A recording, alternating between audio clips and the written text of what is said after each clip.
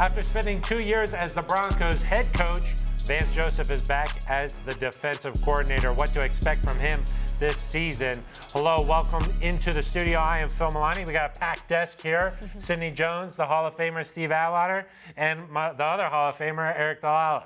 Wow. Yeah. Steve, Vance Joseph is back in the building. Great to see him out on the practice field here as minicamp wrapped up. Steve, what are you expecting from Vance Joseph that he's back now after being the head guy? Just from listening to the conversation and his thoughts going into the decision to come back, he never was really worried about, I was the head coach here previously, and now I'm going back as defense coordinator. I feel like it's a step down.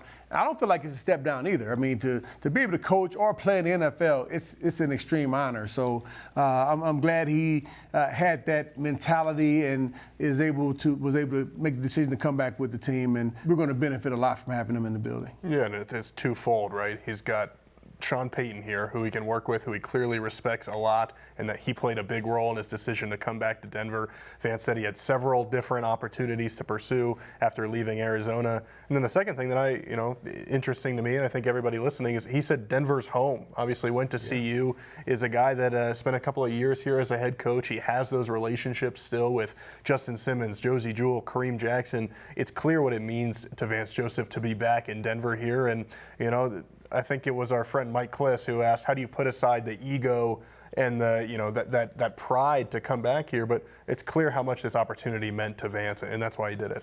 It was interesting to hear Vance talk about Wade Phillips too. He said after he took the job here, about a week after that, he talked to him on the phone, and of course they have similar experiences. But he mentioned, hey, I came back and I won a Super Bowl. So yeah, it worked out for Wade Phillips. We'll have to see if it works out here for Vance Joseph. He's taken over a great defense from last year. Steve, how do you think he'll approach that? Like, do you say, I don't want to change up too much, or what do you think he's going to do?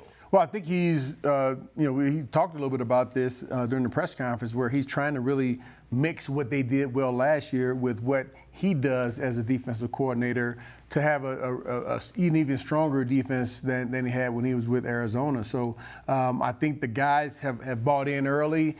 They know that he's a guy that not only is a great coach, but also played the game. And I think sometimes those coaches get a little bit more respect from players, because especially if they can explain the game to them to where they understand exactly what the coach expects of them. Yeah, and they love this guy. I mean, you talk to these players, they will do anything for Vance Joseph. They play hard for him.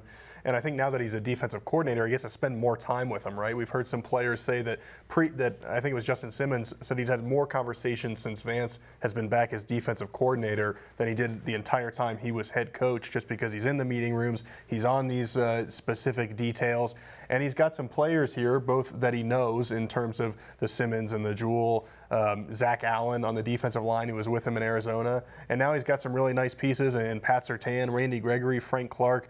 I mean, Vance Joseph knows he needs to tinker a little bit, maybe fix a few things here and there, but the foundation is really solid. And he talked about Sean Payton, getting the chance to coach with him. Here's what Vance Joseph had to say about Sean Payton, the offensive mind that he is. I think Coach is one of the best play callers in NFL history. I mean, his personnel groups he uses on every down basis is really tough to match and kind of figure out where he's going next. He understands defenses very well as far as fronts and coverages, so he's always attacking what you're doing best. So going against Coach, man, it's been some good days. It's been some bad days also, but he's always ahead of the curve as far as your next move.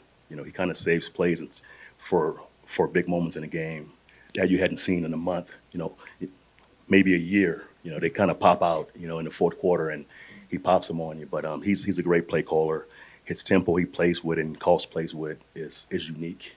So it's tough to defend. So some high praise there from Vance Joseph, guys, talking about Sean Payton. Said that he's able to pull plays from years ago that, Vance has been studying up, hasn't seen it for a couple of years. Then in the fourth quarter, in a crucial moment, boom, Sean Payton will just bust that out. Oh, man, that is so frustrating, because you've prepared for all of these different things, and he comes out with the one thing that you didn't prepare for. And that's what makes great coaches great. They know how to make those adjustments in clutch situations. Sean Payton has done that time and time again. I think from a defensive standpoint here for Vance Joseph. That makes Vance Joseph a better play caller, puts him in a better position to succeed when he has to work against Sean Payton. And I'm sure Sean has some things to offer him too and say, hey, maybe we go to this call in situations. This would always frustrate me as an offensive play caller.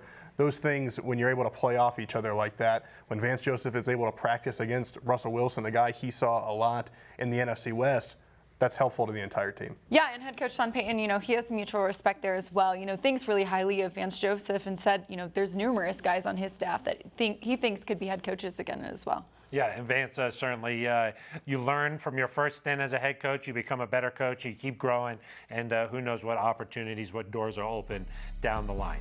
All right, that's going to do it for us. For Eric Dalala, the Hall of Famer Steve Atwater, and Sidney Jones, I am Phil Milani.